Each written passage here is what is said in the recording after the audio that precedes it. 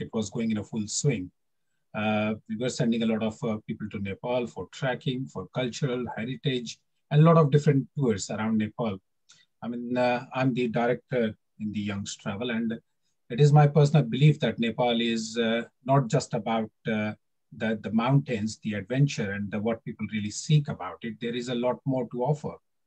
And yeah, we have been doing the worldwide holidays for over 30 years, but Nepal has been a very keen interest for us, especially once we have started doing more and more with the Nepalese community and the British friends and the European friends.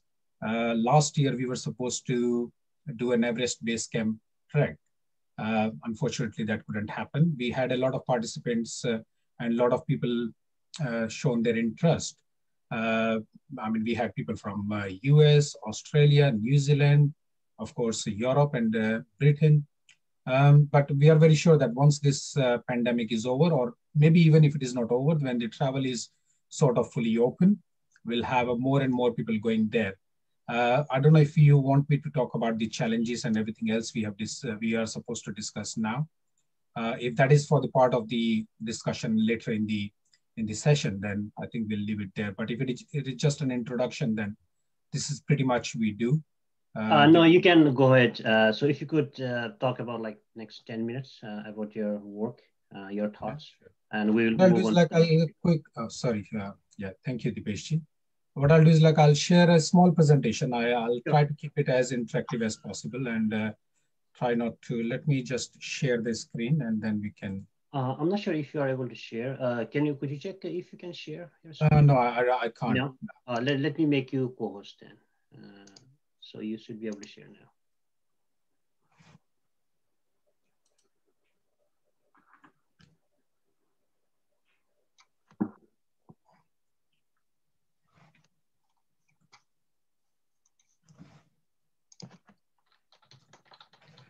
How's everyone doing today? How's the weather like in your places? Is it, I can see people are from the different parts of Europe.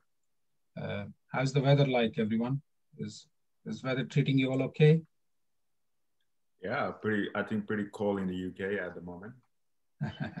Indeed, yes, yeah. Sorry, I just talk about. It's okay. DPSG is doing presenting. It's very like it's nice. It's snowing. It was snowing this morning, but not anymore in Switzerland. Yeah. Okay, good. And Henrik, you are from. Sorry, I think we. Now I think you can hear me. Yes. Yeah. Yeah. Yeah, I am in Madrid. We have suffered the biggest snowfall in the last 100 years, just 2 weeks ago, and it has been a mess, but also an amazing living such amount of snow in a city like Madrid. Anyway, I live in the mountains, so everything it's fine here. So I don't know if you want to hear a little bit about what's my relation with Nepal and my feelings and my views about the future of tourists right now. Do you want me to? Henrik, we will do after after Kristen's presentation. So okay. Okay, perfect. Dipeshji, I think I can just carry on. I mean, without the presentation, that's fine. Okay, so is it not working, the sharing? I haven't tried. Let me see. Yes, it should work.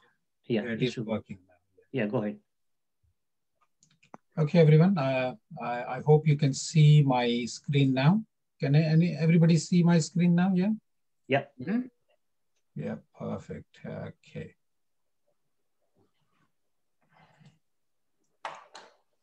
Right. So, I mean, I've spoken about the Young's Travel a little bit already. So, you know, like we are 30-year-old travel agent, have lots of customers doing all the worldwide holidays, everything else. We are at all protected as well, which is a common requirement and which is quite mandatory for someone doing seriously in the business and everything else. You are already aware of that. Of course, this is one of the picture I think it is from the 2019 when we took British friends to Nepal. This picture is in the background of Lumbini, one of the monastery there. And you can see our chairman, Pashupati Bhandari, Yadav Bhandari, myself, and quite a few British friends there. It was quite a good trip, actually. I'll quickly move on to the challenges in driving European tourists to Nepal. I guess there are quite a few agendas we wanted to discuss. And I put them down as a small bullet points so that we can discuss, not much in detail, but hopefully to make my point clear, what I really believe, and hopefully some of you can agree for it. And then we can pass it on the floor for the discussion further. So of course, the first one being, we all are aware that there is no direct flight to Nepal at the moment. That is one of the main challenge, I would say, in a sense, like many people have to still travel to Nepal via Gulf, India, China. There are different parts, but it could have been better if we had a direct flight either from Europe or from UK. Since UK is not part of the European Union any longer, so we are hoping that the Nepalese government or the Nepal Airlines might soon start a flight. We don't know when that will happen, but if that happens, that will surely going to help a lot of people all around the Europe and in Britain. So let's see when that happens. The other challenge which I personally see is marketing deficiency. There's a much more needs to be done in terms of the marketing. There are different ways of marketing. I understand there may be some budget constraint, but that can be tackled if we can do the smart marketing without spending too much of money, or the way, like we can involve quite a lot of people, and then let's make a pool of thought process there. And then we can do quite a lot of things in terms of the marketing. But the marketing, the way I see it, it has to be done more aggressively. There should be a different approach to it. Of course, we are all the tour operators and the travel agents around the Europe, and we all love Nepal. We want to send people to Nepal. We have been doing it with our own resources for quite some time. But once the people are there, the facilities there in Nepal needs to revamp. I personally think, I remember like quite a few occasions when we took the people from Kathmandu to Pokhara, like it was a road journey. And there are things which could have been done differently. I may be wrong when I'm saying this, but I've traveled quite a lot of countries all around the world. I can tell you like my visit to Cuba, I think that was in 2018. And like there are so many restrictions, the country is not really open. Yet, if you compare the facilities they have, the resources Nepal have is maybe much bigger than Cuba, or so for that matter, the country is similar to that. But still, there are things needs to be done. Infrastructure, there is no need to say. The Kathmandu airport is the only gateway for the international flights at the moment. That infrastructure needs to be changed. We need more international airports. Bhairava and Pokhara is definitely coming up soon, but there are things which can be done. That is my belief. And I think it will change. We don't just want to talk about the negative sides of it. We like to talk about the solution as well. But I'm sure like there are things which can be done. The second part of the presentation is about like what we can really do in terms of the strategy once this COVID is over. I think the Nepal must need to give a very clear message to the people all around the world and the tourists who wish to travel to Nepal about the safety and hygiene. Once the COVID is over, or let's say when we have more people vaccinated and everything else, and people start to travel, it will be a different world. It won't be the same what it used to be 1 year ago. People will start asking about the safety, people will ask about hygiene standards and everything else. So there should be a very clear message. I know personally the Everest region is quite good in terms of that, but we need to have the same level of approach all around Nepal. We personally send people to different parts of Nepal, not just the Everest region. So I like to see that sort of thing happening all around Nepal. I think I said in the beginning of my presentation before we all started this, I think Nepal has so much different to offer, not just the mountain or the adventure or the trekking. Uh, uh, the peaks are amazing. The Himalayan treks are amazing, but there is the Nepal has a very diverse tourism industry which can be addressed. I mean, the wildlife is amazing there. We can send people for the wildlife. We can send people for the cultural heritage, especially the food. I think it's going to be a next huge, huge thing for Nepal in coming years. So that is another thing which can be done. Confidence building. When I say about the confidence building, I mean, quite a lot of people all around the Europe and the world, they want to, I mean, they may not follow our Nepalese media, but they may follow the international media. And they may see there may be some instability in terms of the politics or something. We can't really do much about it. That will be there. We can't change much about that. But we can send a message about the confidence building that, yes, the country is stable. You can visit us, and there is you'll have a very hassle-free, very enjoyable, pleasant, a different holiday experience, you know. And last but not the least is a unified approach, which I always talk about. We, all travel agents and all the tour operators, we must need to come together as a unifying force and strength. We need to work together. We need to see what we can do. There is so many things we can do, but we must need to come together and then put our heads down and brainstorming, and then there will be a much clear point of view, and that will be a success, definitely. The last one is the main agenda of this session is about the jumpstart European tourist flow to the Nepal. Um, it's pretty similar to the previous slide, but there are certain things which I believe we can do. We need to have more public relation representatives from different countries, from different parts of Europe.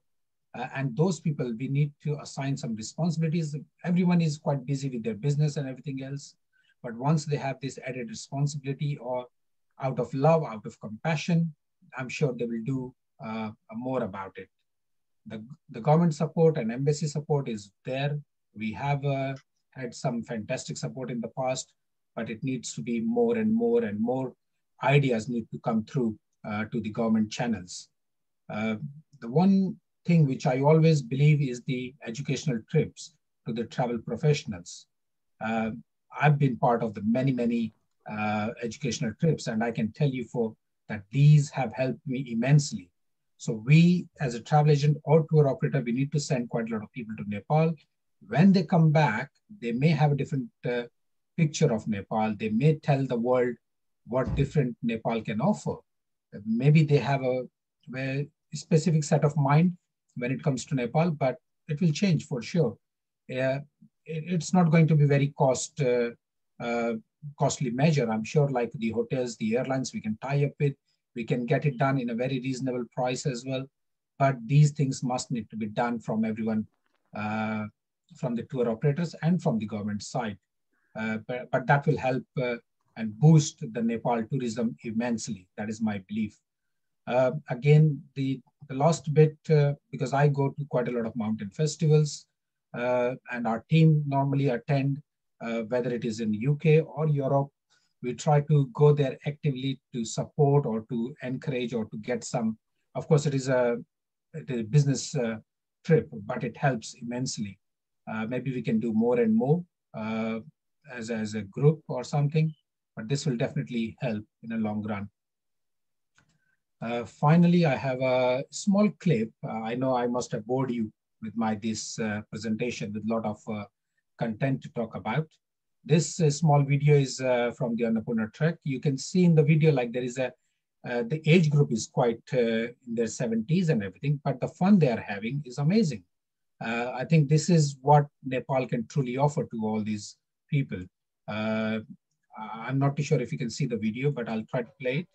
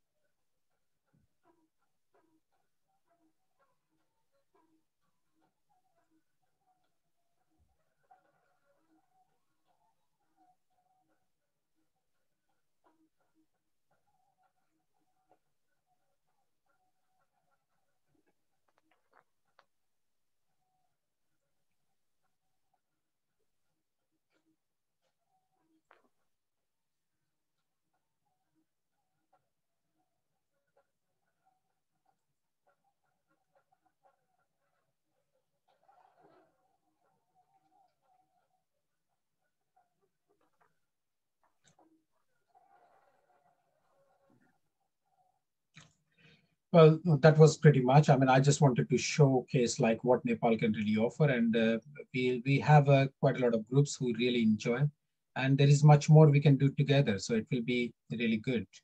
I hope I didn't take much of your time. So thank you for listening. Hope to see everyone very soon in the real world, in the normal, what we call it normal now. So yeah, thank you, Dipesh. I think I'll close my screen and then yeah. Yes, that's great. Thanks, Rosenji. It's brilliant.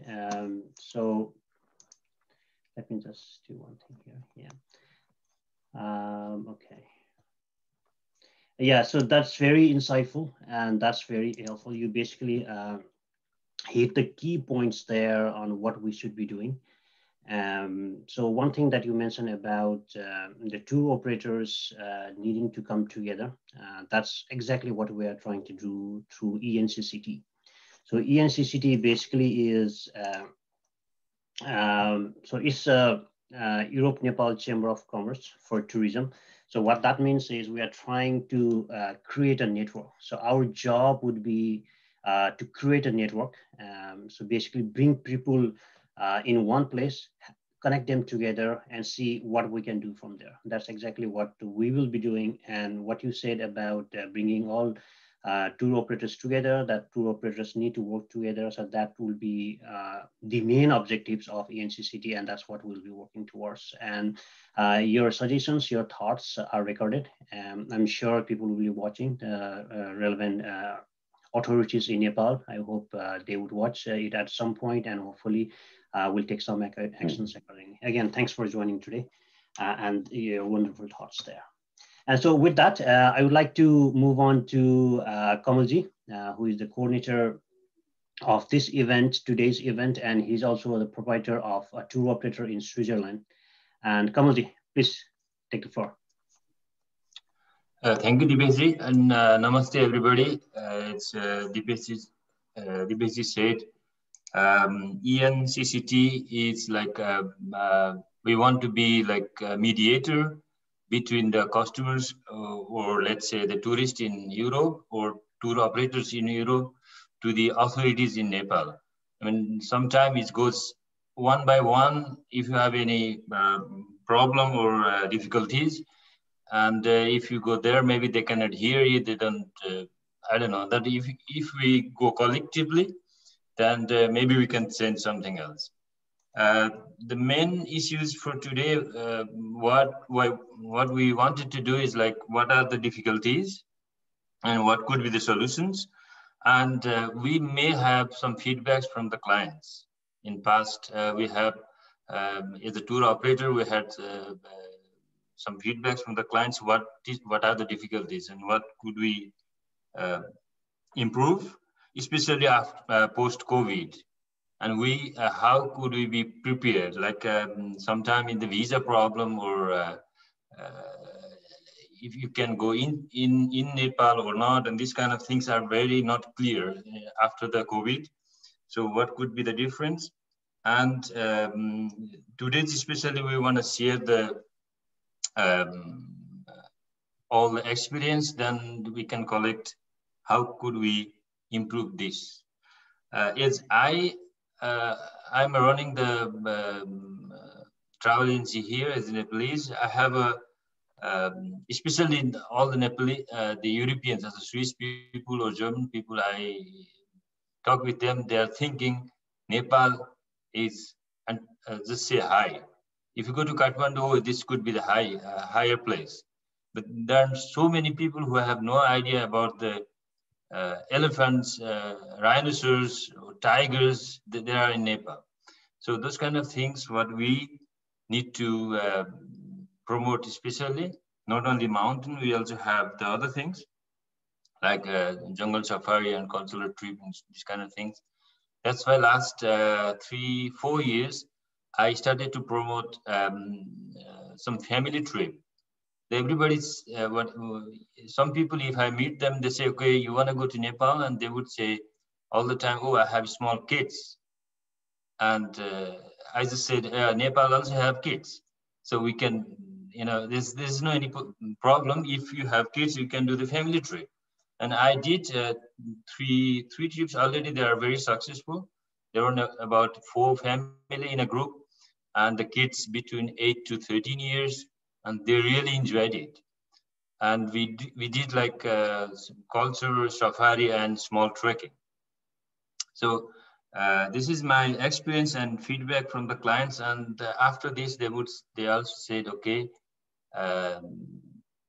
Nepal means not only high mountain, it's also other diversities. As Deepesh just mentioned before, let's share all the experience of each other, and then we collect all the questions. Maybe then we can find out the answers. Thank you, Deepesh. Thanks, Kamalji. That's great. So what you mentioned about this family trip, I think that's a wonderful idea. So now, the mountains, obviously Nepal is all about mountains, not all about mountains, but that would be something that people would think when they hear about Nepal. So what I would say is I've even seen people basically not happy with promoting Nepal as mountains, like bringing it more different aspects. So that's true. But what I would say is we need to highlight mountains as a primary destination in terms of mountains. And at the same time, we bring in other stuff as well. So I wouldn't be for promoting in a different aspect, like putting aside the mountains. But since we have that mountain, which other countries don't have, we definitely need to highlight it as much as possible. And at the same time, bringing other components, for example, the things that you said about family trip, right? So I have seen one of the Irish colleagues, he went to Nepal and with his 2-year-old son in the mountains, the trekking, and he showed us a beautiful pictures where his son was enjoying with the huge mountains, Himalayan in the background. So all those sort of things that we need to promote.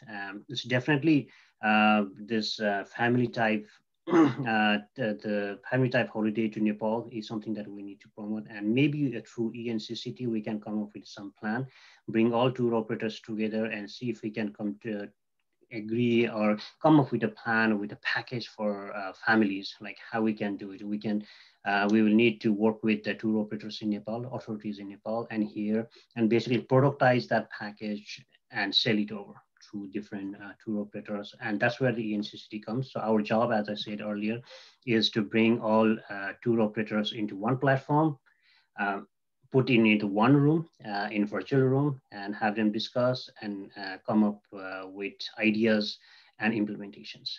So yeah. With that, what I just meant is beside mountains, some others. Yeah, no, I agree. No, I'm just talking about some of the things that I've heard in the past, some of the comments that I have heard in the past. I'm just trying to comment on that one there. Yeah.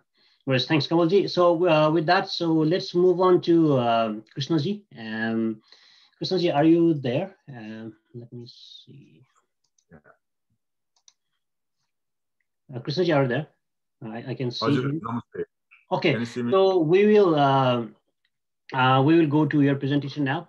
If you could take 10-12 minutes, and after that we'll move on to the next speaker. Krishnji, I will spotlight you now.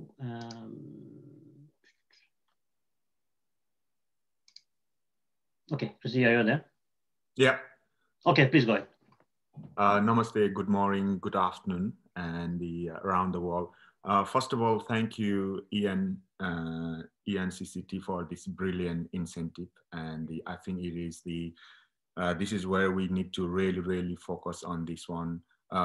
First of all, I think I really briefly talked before about my, and I like to say thank you to Hari Bura Mogarji for kindly introduction to me with the Deepesh sir and then with the wider audience. So at the moment, I based in London last 25 years, and purely one of the pure reason is at the moment I led the expedition to Everest, K2, Dhaulagiri, and also the guiding around Europe and America last 25 years. So I think for me, it's important bit is a little bit unique is I think as a Nepalese, we need to promote the tourism in Nepal. At the same time, being a Nepalese, why don't we promote the world? As in, why don't we bring the Nepalese people around Europe or America and then kind of envisage and explain and explore more as a Nepalese? This is what I started.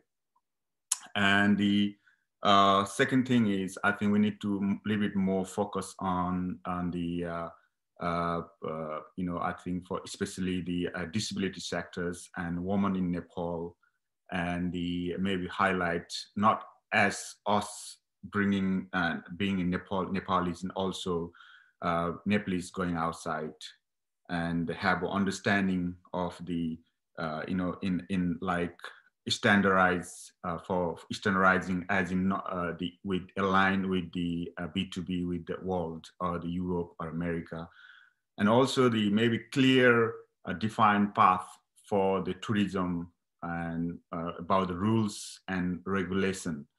I think from my perspective is maybe in the future ENCCT will be our kind of channel, and then maybe spoke from the, you know, from the tourism or the tourism companies, and maybe pass channel to the government level.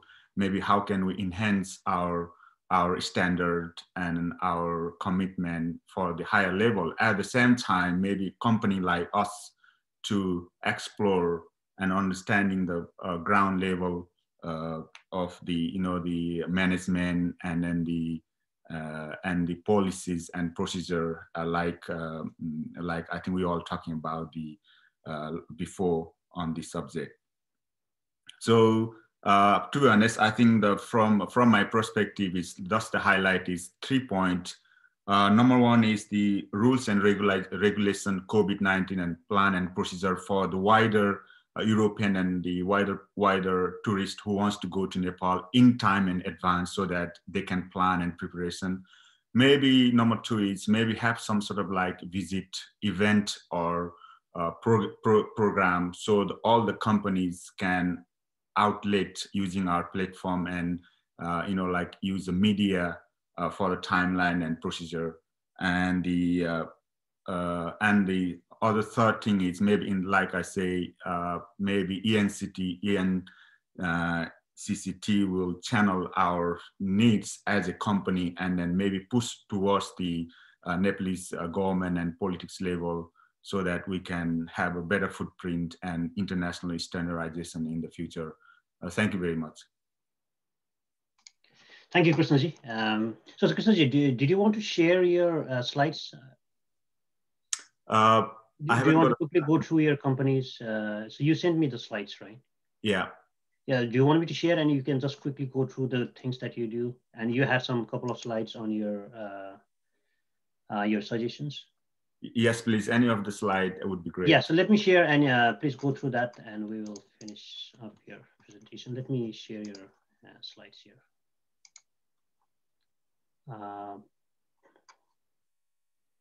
One second, some issue sharing your slides.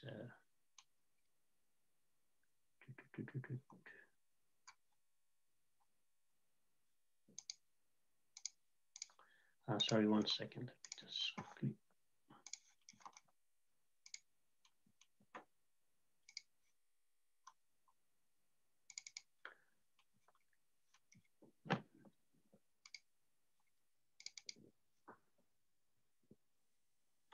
Okay, let's see if it goes through.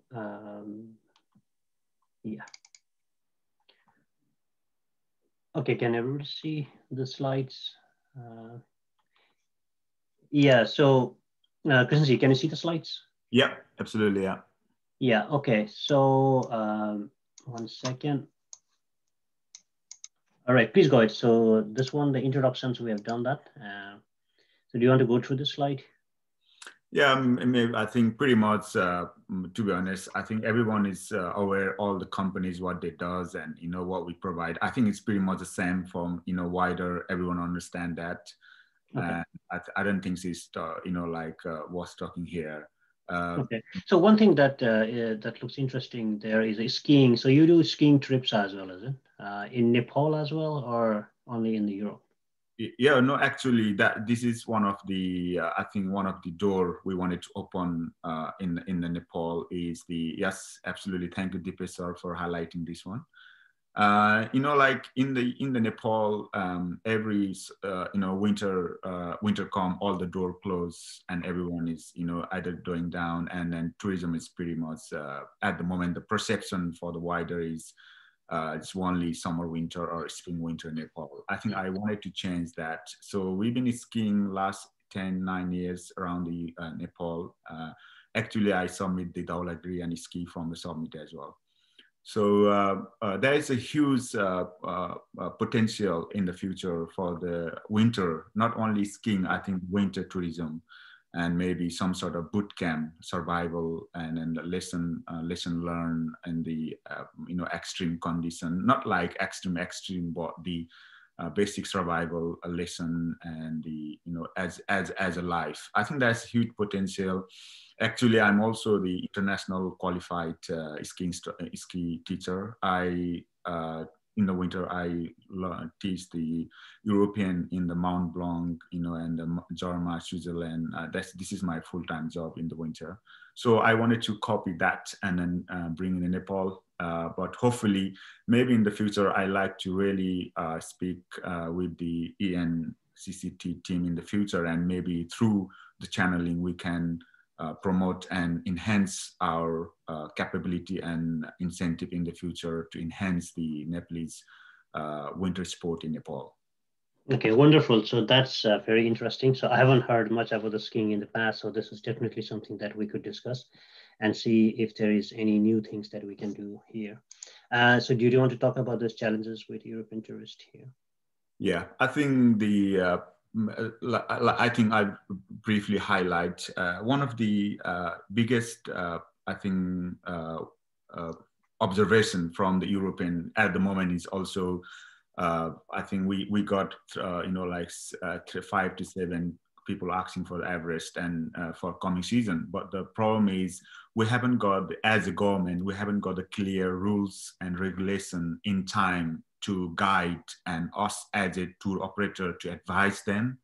So a little bit at the moment in the blank space, we are, you know, try to assume what government, what rules could be, you know, played in the future. I think as long as we have some sort of clear path and regulation and rules, maybe that's what I really would like to ENCCT maybe utilizing, and then use your platform, maybe speak with the government and enhance in the future, so that us as a operator on the ground have a clear path and a clear understanding and to speak on the ground. Okay, that's great. Yeah. Okay, thanks. So the last slide there. Yeah, and maybe just kind of broadly on the last slide is the if we have some sort of like like maybe visit Nepal program or project, or maybe something to connect what we are grateful as a country. Of course, mountain, but at the same time, we are very rich in cultural diversity and the spiritual path. And I think if you look at the COVID itself at the moment, it's actually death. COVID death is nothing to do with the virus. It's pretty much those who have got the physical illness and mental illness. That's what the scientifically proven the death is. So I think to me is if we look more understanding in deep. So if we in the Nepal it's nature. We go outside. It's spiritual connection, connecting with the nature, connecting with the people. This is what our Sanskriti is. This is what our Sanstha is. We believe in this thing, I think if we can tap in the long term, what bring us unique and our Sanskriti and culture to enhance as a lives, and then maybe long term, if we open up through some sort of event or program, we'd be really, really grateful for the companies and also for the rest of the world to bump up our tourism Nepal post COVID-19. Okay, excellent. Yeah, that's great. Let me just stop share now. Okay, that's great, Krishnaji. It's a wonderful ideas. I'm pretty much impressed with a couple of things that you brought up there. So I would like to touch base on one thing that you mentioned. Just a minute, Krishnaji, sorry. Have you introduced yourself? Where you based? That would be interesting for us. Right. So Krishnaji, okay. Thank you, sir. Yes, so we I got the community-based charity register in the UK, and and then also the company and the HST Advanced Company in Kathmandu, and also charity in Nepal.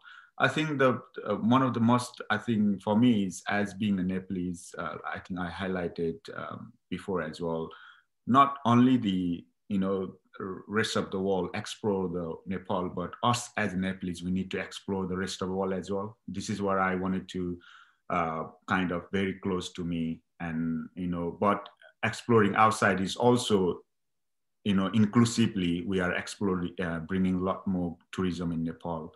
Thank you, sir. Right, so thank you.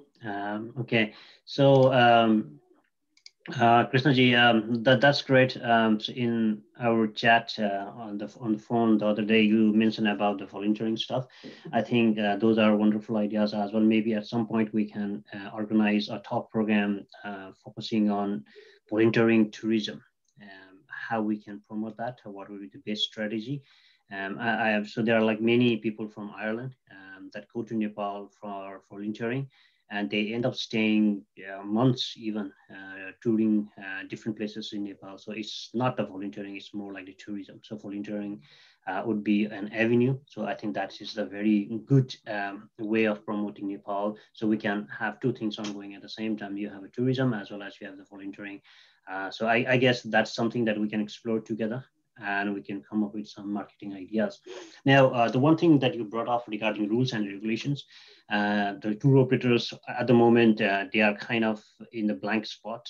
It's something empty space where they don't know what to do. What are the government's guidelines, the clear guidelines on what needs to be done. What is the strategy in the country, when the tourists will be allowed, what tourists will need to do, what they are required to submit when they come to Nepal, where they can go, where they can't go, how long they need to be in the quarantine, all those different things that you mentioned, like those things, guidelines are not clear. I have seen some of the social media chat groups where people are complaining similar things. So for that, through ENCCT, we are thinking of organizing an interaction or some sort of a briefing event, hopefully if possible in a periodic basis, maybe monthly possible, if not quarterly. In that, we will request the concerned authorities in Nepal, maybe it could be Nepal Tourism Board, or representative from Immigration Department in Nepal, and they can come and talk about all the requirements, all the guidelines, and clearly, and if there are any questions from the tour operators, they can ask directly in that forum. So that is something that we'll be working together with embassies, European embassies and Nepalese embassies in Europe, and other stakeholders and government agencies in Nepal. Hopefully we'll be able to do that in near future. And we see, as you mentioned, that will be very helpful, not only for a select group of people, but for the entire people, the agencies, tour operators who are working in the tourism sector, especially those who send the tourists to Nepal. So that's one thing. And another thing, good thing that you brought up regarding the government level marketing strategy. So there should be some government to government contact and see how we can use that platform to pump the tourist, Nepalese tourism promotion in Europe. So that at this point, what I can say is one best channel is the Parliamentary Friendship Group. I do know there is a Parliamentary Friendship Group in the UK, And we have recently established a parliamentary friendship group in Ireland. There's a re-established basically, so there is a new group. And I think there are some other parliamentary friendship groups in different parts of Europe. We'll be working closely with the Nepalese embassies in Europe and see how we can use that resource in the tourism sector. So that's, I think, is a very good point. And another one you brought out about visit events. So that is another good point. So I'm not sure if you are aware. So this is before ENCCT was established. That is back in 2017 with Nepal Tourism Board. The group of people in Europe, we ran a campaign, Visit Nepal Europe 2017, in which many embassies, like all of the embassies, Nepalese embassies in Europe, they supported, they participated, and many organizations, Nepalese organizations in Europe, they participated. And Nepal Tourism Board, it was Nepal Tourism Board's campaign, and that was very successful. So similar type of events we can introduce in future. Definitely we'll work on that. So again, Krishnaji, thanks for all your helpful ideas. I'm sure if we can implement those ideas in the future, we'll be kind of in a speed what today's top program is about, like the jumpstart. So those are the kind of ideas we need to do the jumpstart for Nepalese tourism promotion in Europe. Okay, so with that, we have two more speakers remaining, Enric and Mr. Janardhan. Enric, are you there? Yes, I'm here. Okay, so 1 second, give me 1 second. So I'm just, let me spotlight you first real quick. Okay, give me 1 second, Enric. So I am kind of recording locally as we speak so that we can upload it in our website without much editing required. So if you could give me a few seconds so yes, that I can. Sure. There's some technical stuff here. Okay, Andrew, please go ahead. Okay, so first of all, thank you very much for this honor. It's really a pleasure sharing this this chat with you, especially when I see that I am one of the very few non-Nepalese ones on the room. So thank you again to all of you for this invitation. On the other hand, I would like to approach this issue from a not so optimistic perspective. Actually, talking about post-COVID, I think it's quite an optimistic way. I think this pandemic is not going to be at all an on-off issue. It will be with us for a long while. And honestly, I think if we wait or if we expect this pandemic to be off and from that point start rebuilding the travel business, it's going to be quite tough for all of us. Even when the vaccine could be a solution, I think it's not going to be something so quick. So sorry for this maybe a little bit pessimistic point of view, but I think it's quite realistic. So my approach to all this is that we have to get used to live for a long while in this new environment. We will be living with the threat, with some people is scared about traveling. It's also true that many people is really keen about traveling, but reality, the new normality, at least for some years, is going to be very linked to this pandemic. So from a very, very realistic point of view, my situation, sorry, just one moment, because I introduced myself at the beginning, but maybe some people were not joining yet. I am Enrique from Spain. I have been linked to Nepal for the last 25 years. I am managing a travel agency, very focused on trekking trips, but we are also very focused on television and documentary production. We have been filming in Nepal for National Geographic and many others. Sorry for this acceleration, and I will keep going with my speech. So as I told you, I am not so optimistic in a way. So we have to think in a way, considering that COVID is going to be living with us for a while until it will be completely defeated. But that will take, I think, a while. Meanwhile, we have to still keep living, we have to keep working, and we have to find the ways to keep our businesses open and taking people to Nepal. So from that point of view, I think we have to consider two parameters, or at least that is what I have been considering since the pandemic started. The first one is the pandemic wave. We are now facing in Spain our third wave. We are going up, and we have to look at this wave at the same time as we look at the holiday calendars. Now, you know, I have some groups willing to go to Nepal. Of course, the first thing that has to happen is that the quarantine is over on arrival, because while this regulation is there is no chance to sell trips to Nepal. No one is going to stay 7 days or 10 days in a hotel in Kathmandu. But anyway, as I told you, the third wave in Spain is going up. And I have here the Easter holidays.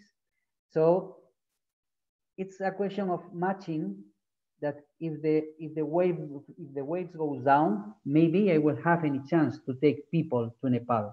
That is the first thing that has to happen, that the people have the first, that it is possible to travel to Nepal. I mean, it's allowed by the Nepal government. Second, people has to feel safe enough to travel. And I think this feeling is going to be changing along the time for the next 1 or 2 years. Because if the pandemic stays with us for such a long time, it will be going up and down. But still, we will have people traveling. For example, now we also sell trips to Tanzania, and we have already had people in Tanzania in October and November. Now it's much more difficult for me selling trips to Tanzania, to Kilimanjaro, because that safety perception of the people. So what I want to stress here is that the wave will be going up and down, and we will have to find the windows to take clients and to send people to Nepal. To surf these waves, we have to be very aware of the situation, being realistic. And also we have to think from the point of view of the traveler. So we have to provide them safety perception. And to do so we have to give them facilities.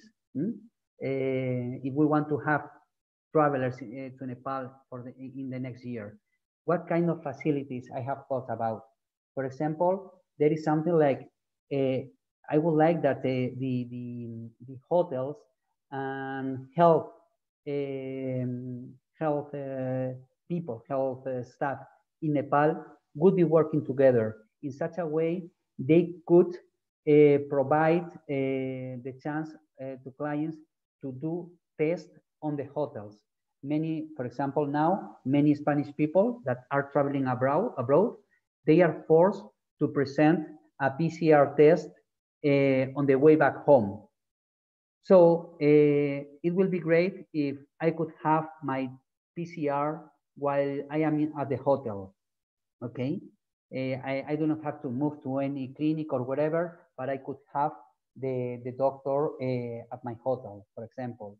Even though if I am doing, let's say, Everest Trek, and I need to have a PCR that maybe the results needs a couple of days, it will be excellent if I can have a PCR test in Namche Bazaar, and I will get the results by mail once I get to Kathmandu. Also, I think the lodges all over the Himalayas, all the accommodations in the Himalayas, they could start thinking about regulations by themselves, not only waiting until the government dictates what to do or not what to do. Of course, that will be the law, and all of us will have to follow it. But I think the lodge owners, the hotel owners, could already start thinking about this. How? For example, we could do something like organizing dinner and breakfast shifts. So it will be, I mean, this is going to be difficult. It will be a pity because one of the great pleasures of a trekking is sharing the dining room with other people and so on. But maybe we will have to start thinking that we will have to stay longer outside or even in our rooms, okay?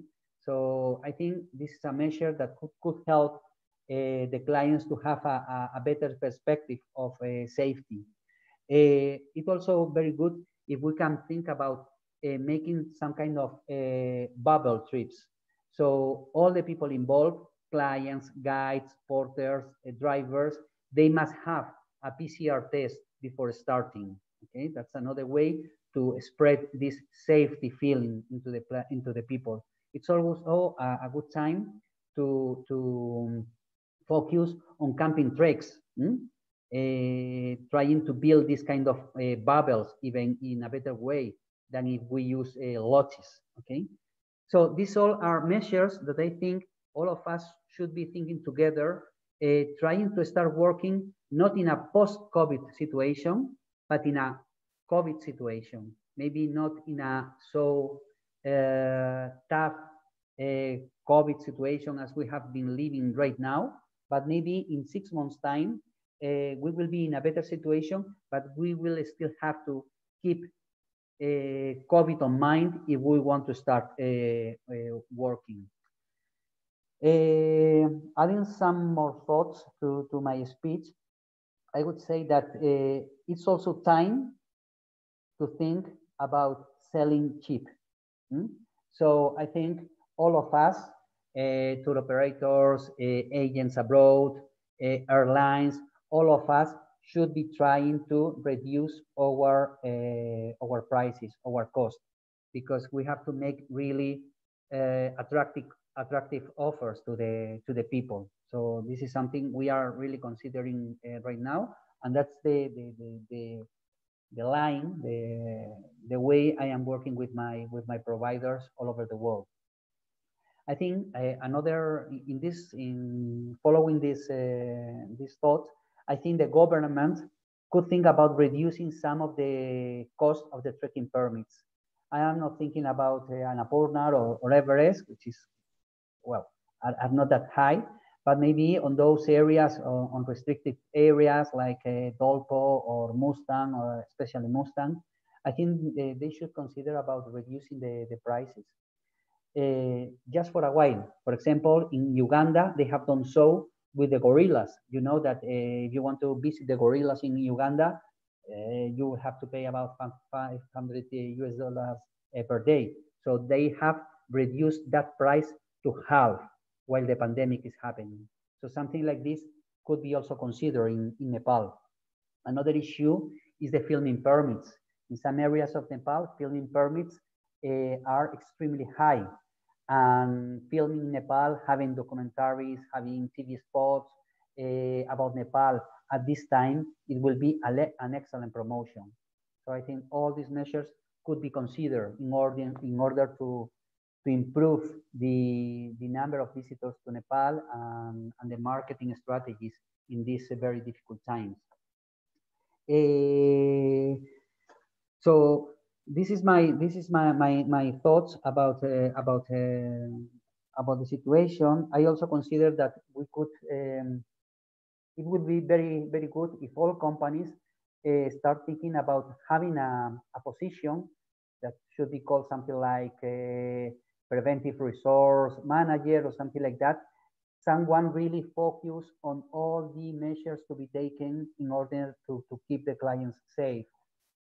And he would be also the person in touch with them in order to organize the test they will have to take before returning home and so on.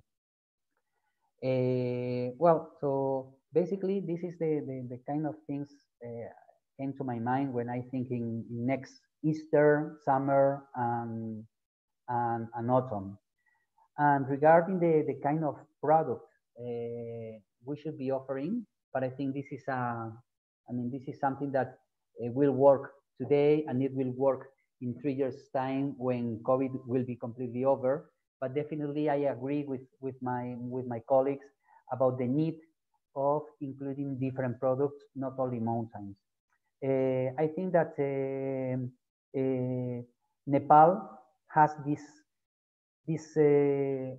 adventure feeling, that adventure atmosphere, and I think we should change our concept of adventure. Adventure shouldn't be a physical stuff anymore. Adventure should be also an experience trip, something you live with the people, and Nepal has a lot to offer about that. And regarding the family trips, I really agree. Last year I was trekking with my wife and my 2 years kids, and we had a lot of fun over there. So definitely something that is something that should be focused on very deeply. And I think nothing else. Let me see if I am forgetting something to tell you.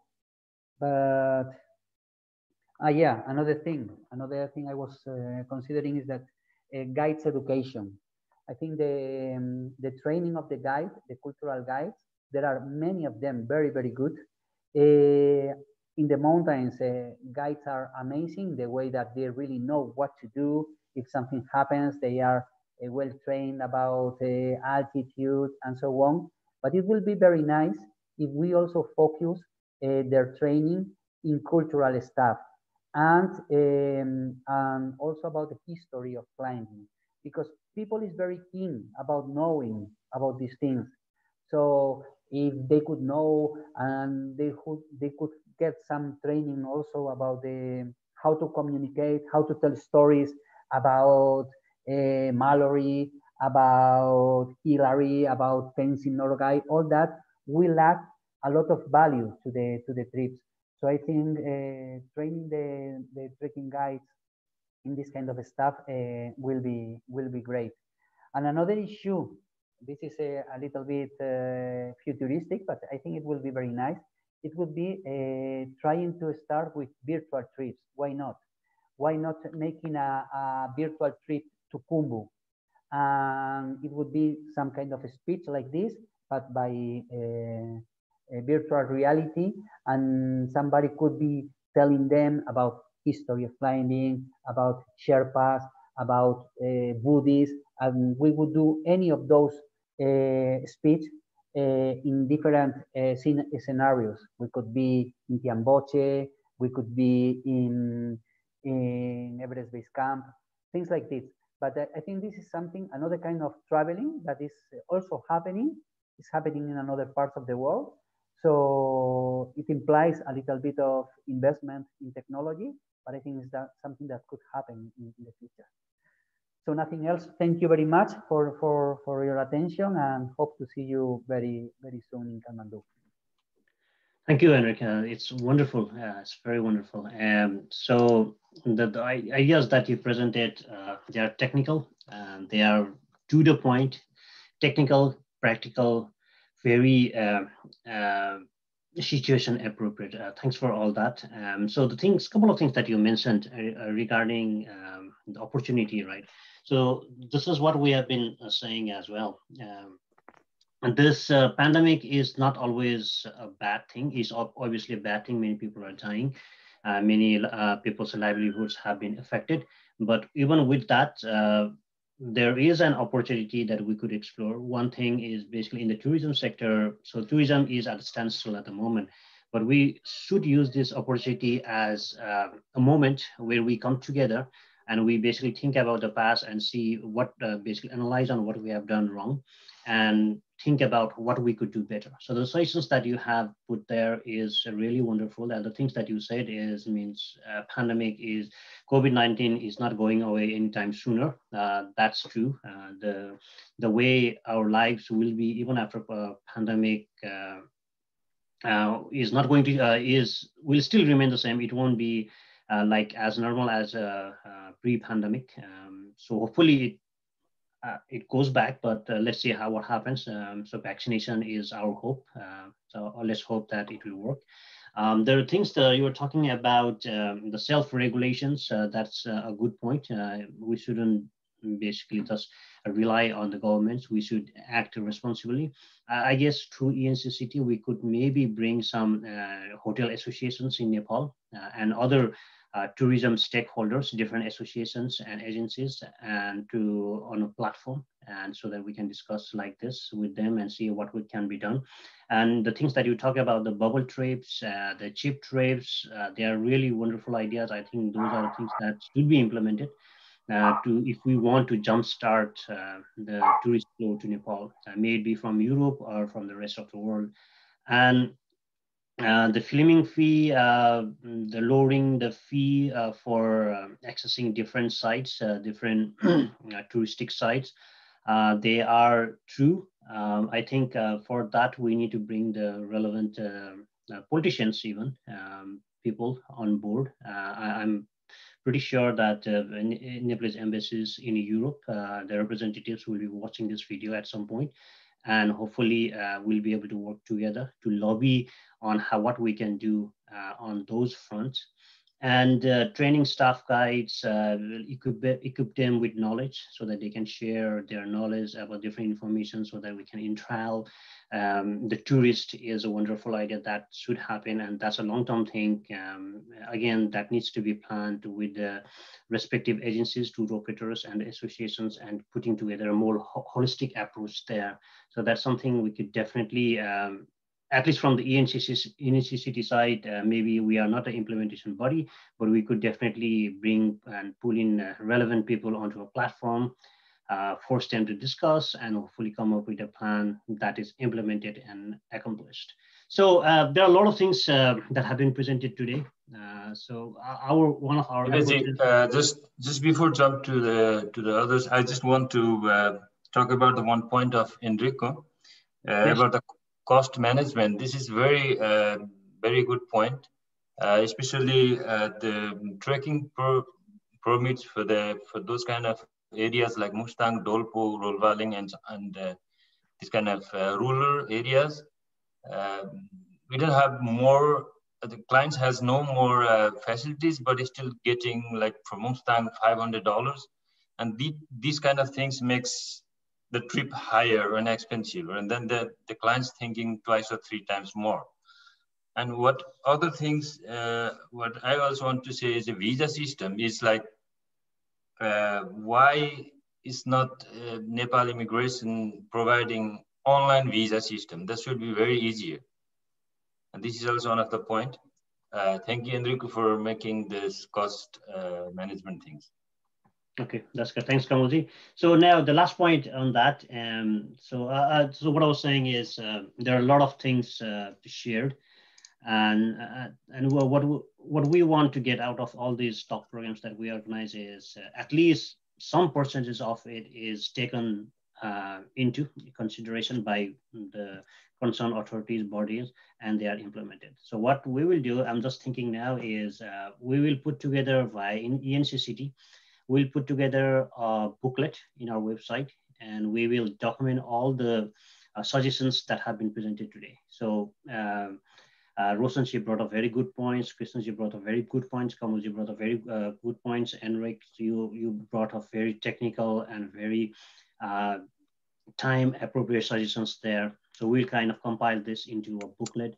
And if anybody wants to have a look, it will be available on our websites. Thanks for all those wonderful suggestions. So with that, we will move on to Janardhanji. Janardhanji, are you there? Janardhan Gautam from Himalaya Horizon. Janardhanji, तपाईं mute मा हुनुहुन्छ? Oh, sorry. Okay. Are you hearing me? Yes. 1 second, please. You hear me, right? Okay. I was listening with Enrico, was very interesting, and obviously other friends, they mentioned already many things that I was preparing to tell you here. But anyway, I have something, like Kamal says, that online visa and upon arrival visa, that's very important at the moment. And visa cost is also very high. And, and people standing on the line for hours to get a visa, and you go bank and so many things that makes delay. And then the baggage never arrives on time. You wait like a fish market in a baggage hall. And these are things has to be improved from the government side. And from our side, like we have a lot more to offer, obviously. Especially what I like to offer is more spiritual trip to Nepal.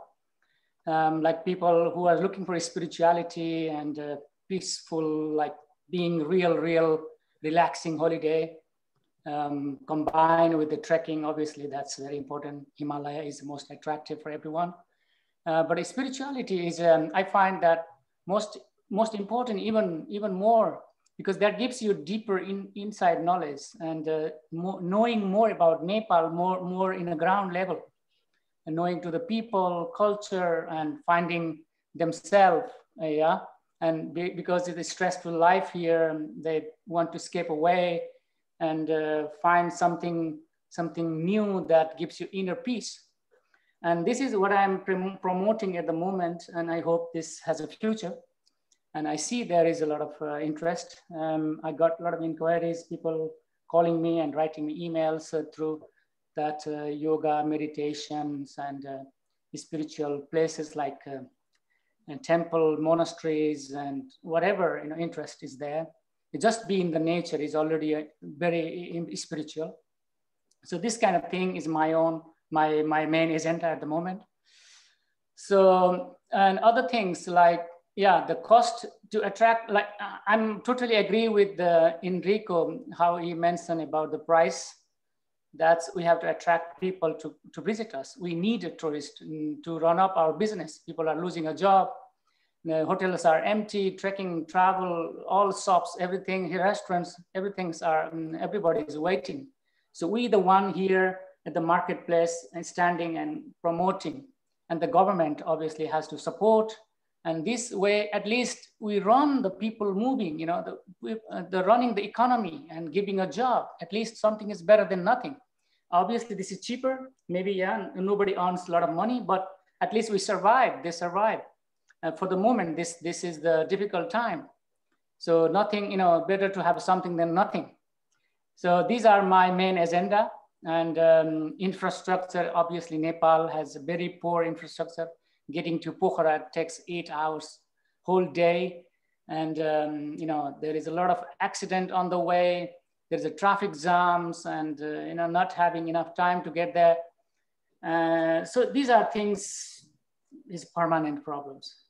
So we hope this include in our agenda to talk with the government level. And airport, you already mentioned about the airports. That's the only one exit, entry to Nepal is a Kathmandu airport. And it's not really good managed yet. I hope it's improving a little bit better, but not still big, what we expect and what the tourists expect actually.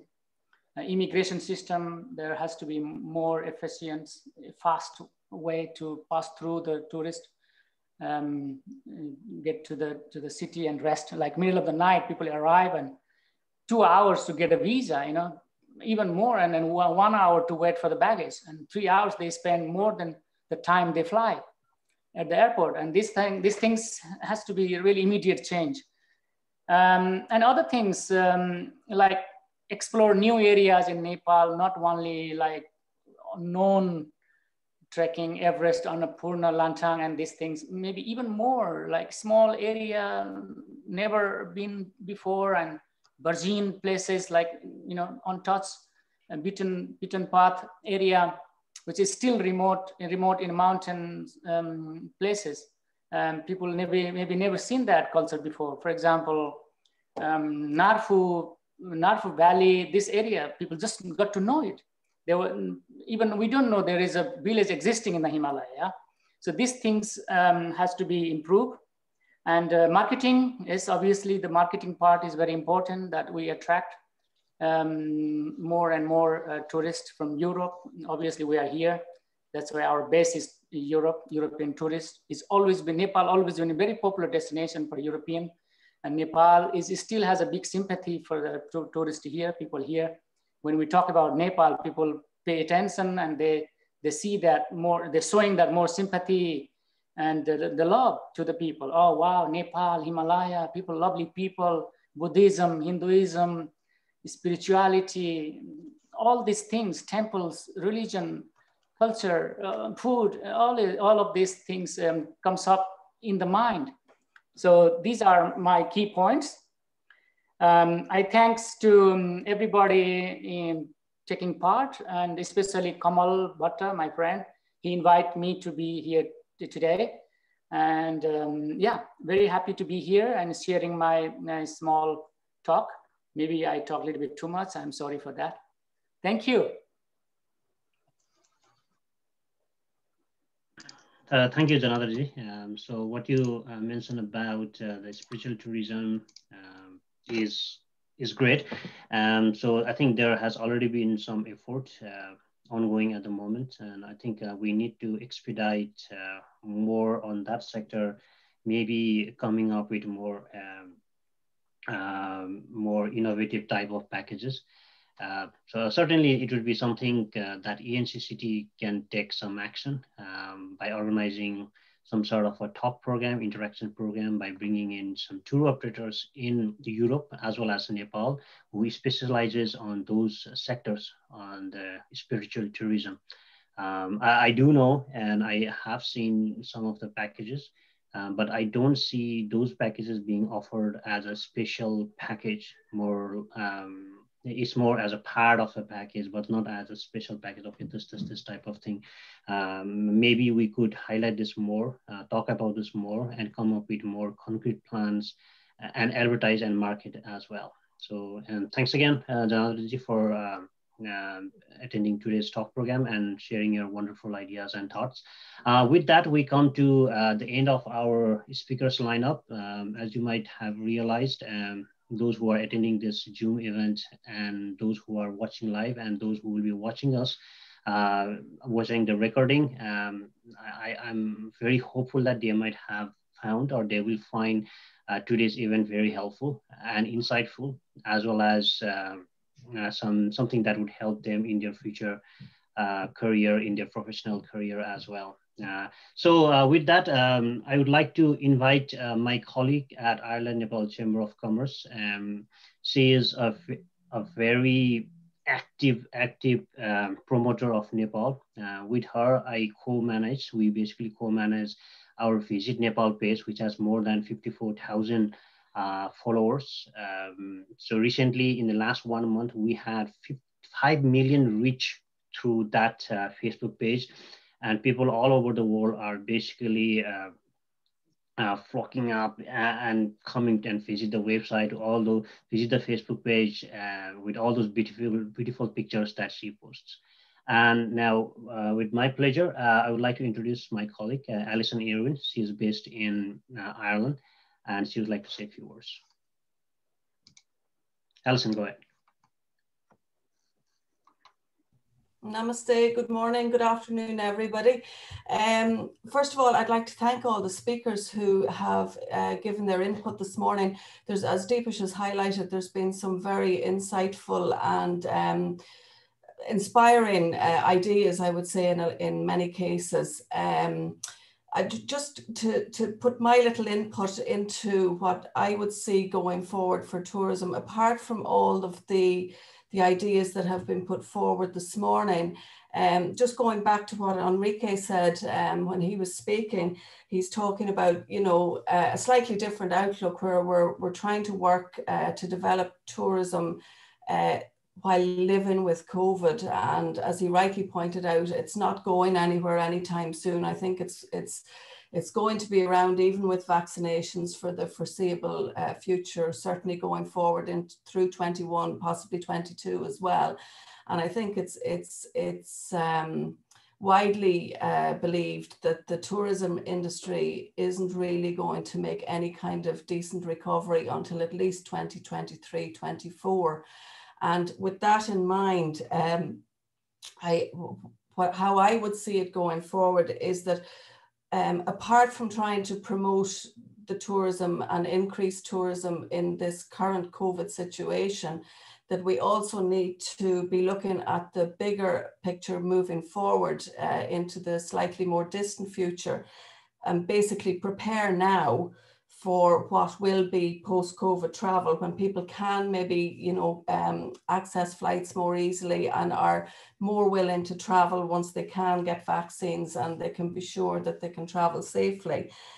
So basically, what I would suggest is that we need to prepare now and be ready to hit the road running in 2023 and 24. And what I want to highlight is that I think maybe it was 2 or 3 years ago, Australia ran a huge global media campaign promoting, you know, the continent as a tourism destination, and it was an absolutely superb campaign. It was all over TV stations globally. So what I'm suggesting is that using the government level bodies, the likes of the NTB, the Department of Tourism in Nepal, and the embassies, in conjunction with the airlines, for example, Turkish Airlines from Europe, that they would try to come up with a coordinated, targeted global marketing campaign that could be promoted worldwide on all the TV stations and obviously narrated in the relevant languages. The same video would do every country, but just with the languages, you know, put in place for where it was relevant. And then follow up with that advertising campaign with the likes of the Holiday World Show, which we at Nepal Ireland Society took part in Dublin, I think it was last year. You know, these hugely supported holiday shows where people can choose their travel destination. So I think if, say, a campaign like that was combined with, you know, a coordinated approach to targeting these holiday shows when they do start to happen again, it could make a big impact in maybe swaying somebody towards going to Nepal as opposed to another country as their next holiday destination. And the other thing that I've picked up on this morning, and it has come through in a number of speakers' ideas, is again not just promoting Nepal as a mountains destination. Yes, highlighted, obviously people, the Himalayas are the big thing when people think about Nepal, that's what they think about. But as a number of speakers have pointed out this morning, the diverse experiences that are available in Nepal, I would say probably 60% of people worldwide has no idea you know, of the diverse experiences that they can have in Nepal, because between cuisine obviously has been highlighted now, particularly in the UK and Ireland with Santosh Shah on MasterChef. Cuisine will be a huge thing going forward. You have religions, you have temples, you have stupas, you have wildlife, you have safaris, there's festivals, there's even golf, which it's never been promoted as a golf destination. The culture is a massive draw as well. The people are a massive draw and has been highlighted a number of times. Family holidays need to be promoted as well. I know one of the speakers said there that they had been there. I have brought my 2 children to Nepal at, they were 10 and 13. Yeah, the older lad celebrated his 13th birthday in Nepal. And it was a phenomenal experience for them, and they still talk about it and they want to go back. And you know, if you can get families drawn in, you know, maybe their children going forward will continue to visit and bring their families. And it's certainly something that should be highlighted going forward. So that's just my thoughts on what have come out from today. Again, I really enjoyed all the speakers. Thanks for organising the day. And yeah, I hope things moving forward now we can work together as a group and improve the tourism situation over there. So Deepish, thanks for letting me speak. Thanks, Alison. Thank you very much. We are almost we just crossed the 1.5 hour. So we will spend a few more minutes for question and answers. If anybody has questions for our speakers, they can go ahead and ask now.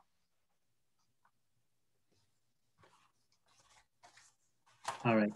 Okay. Looks like we don't have any questions. So I would like to request Mr. Ekraz Giri. He is our ENCCT Networking and Public Relations Director as well, and he's based in Spain. I would like to request him to give a vote of thanks for today's event, all the participants and speakers. Ekraz, you are there. Ekraz, you are on mute. Okay, looks like he's not around. So with that, we'll go ahead and conclude our today's event. And again, I would like to thank everybody for attending today's event, especially our speakers and all colleagues and friends who have helped to connect with the speakers, especially Her Excellency Ambassador, Nepalese Ambassador to Spain, Ms. Dawa F. Sherpa. She helped us to connect with Mr. Enric, and as well as Hari Buddha Magar. He is our ENCCT member as well, and he helped us to connect with Mr. Krishna Thapa and Kamalji. He helped to connect with Mr. Janadar Gautam. And I also like to thank my friend, Mr. Posputi Bhandari at Young's Trouble. And he helped to connect with Mr. Roshan Sharma. So this is, as I said earlier, ENCCT is all about networking. I didn't know like 4 of the 5 speakers. And through this networking wave that we have, that we could connect through each other. So that's the beauty of this platform. We can bring in people from different sectors, relevant sectors, and we can talk and we can come together, discuss, share ideas, and hopefully help in each other's professional career as well. Obviously in the money-making business, that's all about the business, right? So again, thank you everyone. And last but not least, I would like to thank Mr. Kamal Patna for organizing and coordinating today's event. Thank you all. Thank you, Dipesh. At the end, I want to say thank you to everybody, also for listening. Not only speakers, also listening us, and then it would help us to share. We have a website and a Facebook site, and we can share our experience there as well. Thank you very much. Have a good day. Thank you. Cheers. Bye. Thank you. Bye-bye. Bye.